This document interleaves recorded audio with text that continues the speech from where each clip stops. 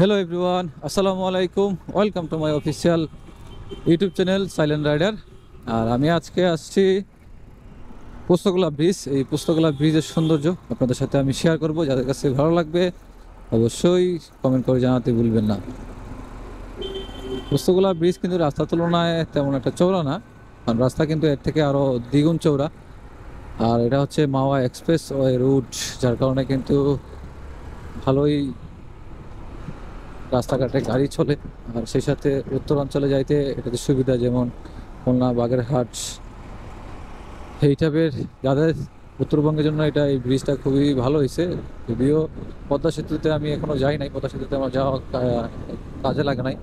আর এটা কিন্তু সেই নারায়ণগঞ্জের সেই ঐতিহ্যবাহী নদী আর কি, বুড়িগঙ্গা নদী। এই বুড়িগঙ্গা নদীতে কিন্তু পচা পানির গন্ধ, আল্লাহ! আমি রাইড করতেছি তাতে আমার নাক পচে যাচ্ছে। আর এখানে কিন্তু নেভির জাহাজ আছে, আর্মির জাহাজ আছে, এবং নিরাপত্তাজনিত যত ধরনের সব কিছুই এখানে কিন্তু আছে।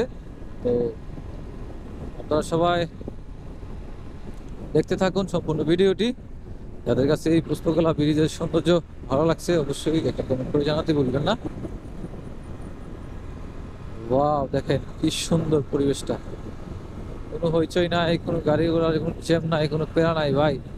আসলে এরকম রাস্তায় আমরা চাই। আমরা সেই রাস্তায় যদি ট্যাক্সও দেওয়া লাগে তাহলেও আমরা সেই রাস্তায় চলাফেরা করতে চাই। আসলে আমরা চাই যে যানজটমুক্ত একটি রাস্তা, যানজটমুক্ত একটি শহর এবং নিরাপদ ভ্রমণ।